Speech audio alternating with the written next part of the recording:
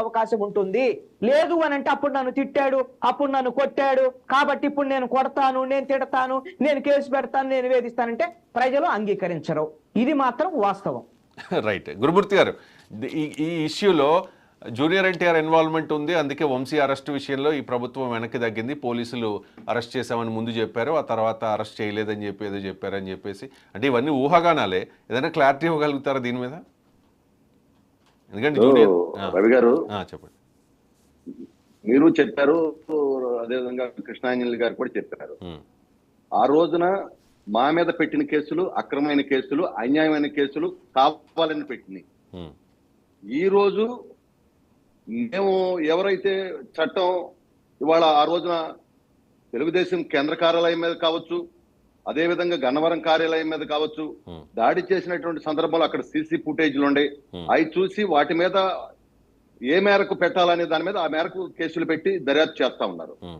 ఈ సందర్భంలో అరెస్ట్ చేస్తారు, కక్షల్లో కారిపణ్యాలని ఏదైతే మీరు చెప్తా ఉన్నారో, ఇవాళ మాకొక్కటే, ఇవాళ మా మీద ఇందాక మీరే చెప్పారు, పవన్ కళ్యాణ్ గారు బాధ్యత ఉంది మా మీద, మేము అభివృద్ధి సంక్షేమం చూసుకోవాలని పవన్ కళ్యాణ్ గారు చెప్తే, సాక్షాత్తు నారా చంద్రబాబు నాయుడు గారు అసెంబ్లీ సాక్షిగానే అందరినీ కూర్చోబెట్టి ప్రజలు మన మీద ఇంత బాధ్యత పెట్టారు, మనకి కక్షలు కారిపణ్యాలు వద్దు, మీరు కూడా అందరికీ చెప్పండి, మనం అభివృద్ధి సంక్షేమాన్ని ముందుకు తీసుకెళ్లాలి, ఈ రాష్ట్రం ఇప్పటికీ అన్ని వ్యవస్థలు కూడా ఇబ్బంది పడిపోయినాయి, రాష్ట్రం మొత్తం సర్వనాశనం అయిపోయింది, వాళ్ళు చేసిన పని మనం చేస్తే వాళ్ళకి మనకి తేడా ఏముంటుంది, వాళ్ళు తప్పు చేశారు కాబట్టే కదా 151 5 తీసి 11 చేసింది అని చెప్పి చాలా క్లియర్ గా అందరికి కూడా చంద్రబాబు నాయుడు గారు అసెంబ్లీ సాక్షిగా మొత్తం చూసే విధంగా చక్కగా కూడా చెప్పడం జరిగింది. ఈ రోజు మేము ఒకటే, జూనియర్ ఎన్టీఆర్ గారు వచ్చారా లేకపోతే ఇంకొకళ్ళు వచ్చారా, ఎవరు వచ్చారా అనేది మాకు అది అప్రస్తుతం. ఎందుకంటే ఇలాంటి దాటిలో కూడా వస్తే, ఇలాంటి ఈ రోజున జరిగినటువంటి ఎంత దురదృష్టమైనటువంటి గన్నవరంది, చంద్రబాబు నాయుడు గారు శ్రీమతి గారిని తిట్టడమే కాకుండా ఆ రోజు జరిగిన దాడుల్లో మహిళలను తీసుకెళ్లి మచిలీపట్నంలో పెట్టారండి అర్ధరాత్రి. లక్ష్మీనారాయణ గారు అనేటువంటి ఒక అడ్వకేట్ వెళ్ళి ఆ రోజున పోలీసు వాళ్ళని ప్రశ్నిస్తే ఆయన లోన్ వేశారు. అదే విధంగా మహిళలను చూడకుండా గన్నవరంలో వెళ్ళి ఇళ్లలోకి వెళ్ళి మరి వాళ్ళని ముల్పూరి కళ్యాణి అని ఆవిడ్ని నానా ఇబ్బంది పెట్టారు, లక్ష్మీ అని ఆవిడ తలకాయ పగలు కొట్టేశారు. ఎంత బాధలు పెట్టారంటే అన్ని బాధలు పెట్టారు, అన్ని కష్టాలు పెట్టారు. ఇవాళ మేము వాళ్ళకలాగా వాళ్ళ ఈ రాష్ట్రాన్ని వదిలేసి, నేను ఒక్కటే రవి గారు ఫైనల్ గా చెప్పేది, జగన్మోహన్ రెడ్డి ఈ రాష్ట్రంలోకి వచ్చింది దేనికోసం వచ్చారో మీకు తెలుసండి? 5 ఏళ్ళు వ్యాపారం చేసుకుంటాం కోసం వచ్చాడు, వ్యాపారం చేసుకున్నాడు.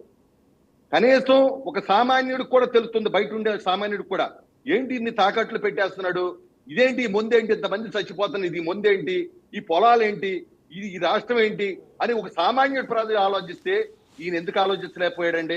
కేవలం ఆయన ఎవరైతే ఆయనకు కావాల్సినటువంటి బంధువులు ఉండారో వాళ్ళ పక్కన పెట్టుకుని వ్యాపారం చేసుకున్నాడు. ఇవాళ వ్యాపారం చేసుకుంటమే కాదండి, ఇవాళ లిక్కర్లో ఎంతమంది చనిపోయారండి, ఎంతమంది రోగగ్రస్తులయ్యారండి, దాదాపు 1,00,00,000 కోట్లు దోపిడీ చేశారండి. బీసీ ఎస్టీ మైనార్టీ వర్గాల యొక్క శవాల పునాదుల మీద వ్యాపార సామ్రాజ్యం నిర్మాణం చేస్తున్నటువంటి దుర్మార్గుడు జగన్మోహన్ రెడ్డి. అందుకనే కదా ప్రజలు ఈ విధంగా వాళ్ళకి ఈ విధమైన తీర్పు ఇచ్చింది. కాబట్టి మేము ఖచ్చితంగా రెడ్ బుక్ విషయంలో కూడా ఇంకొక మాట చెప్పదలుచుకున్నా, మళ్ళీ చెబుతున్నా, రెడ్ బుక్ అనేది ఇందాక కృష్ణాంజలి గారు చెప్పారు, ఆ రోజున కార్యకర్తలు మరి ఆ రోజున జగన్మోహన్ రెడ్డి ఒక రాక్షసుడిలాగా అసలు ఏం చేస్తాడా, అసలు ఈ రాష్ట్రంలో ఒకటే మిమ్మల్ని అడుగుతున్నా, ఎవరైనా ఒక్కళ్ళైనా స్వేచ్ఛగా మాట్లాడగలిగారు ఈ రాష్ట్రంలో? వ్యాపార వర్గాలు కావచ్చు, ఉద్యోగ వర్గాలు కావచ్చు, రాజకీయ నాయకులు కావచ్చు, స్వచ్ఛంద సంస్థలు కావచ్చు, మేధావులు కావచ్చు, ఎవరైనా బయటకు వచ్చి మాట్లాడగలిగారండి? ఎవరు మాట్లాడితే వాళ్ళు తెల్లారిపాటికి కేసు కట్టారు.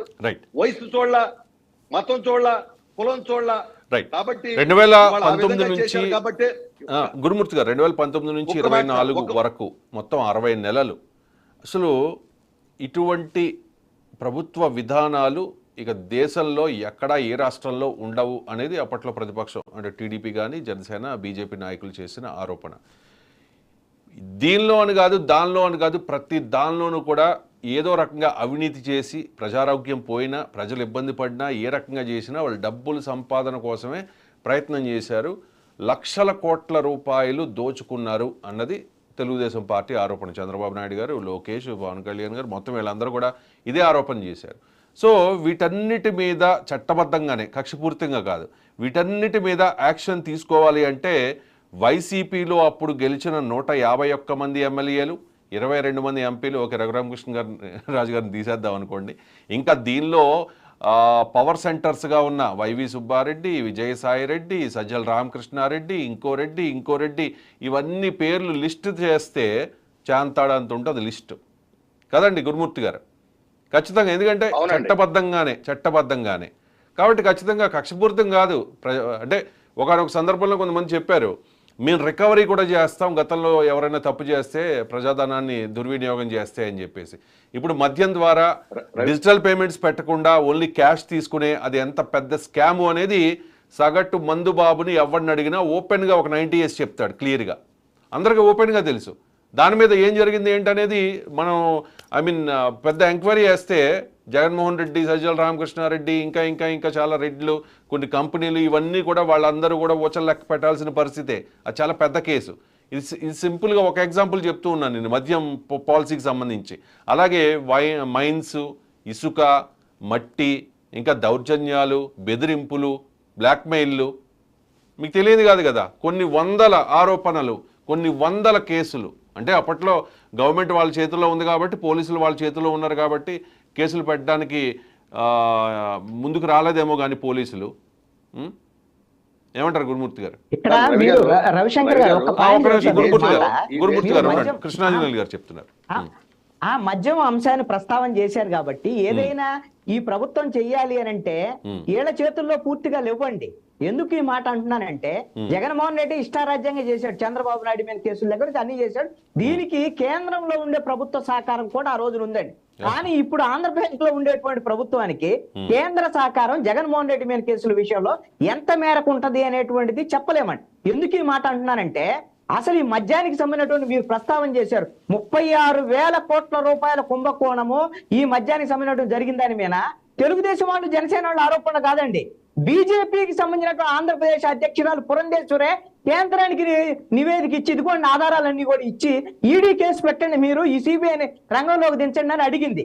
ఇప్పుడు మొన్న చంద్రబాబు నాయుడు కూడా దాని మీద వైట్ పేపర్ రిలీజ్ చేసి ఏం చెప్పాడు, ఇది ఢిల్లీ లిక్కర్ స్కామ్ ని మించినటువంటి స్కామ్, ఈడీ దర్యాప్తు జరపాలి, దీంట్లో సిబిఐ దర్యాప్తు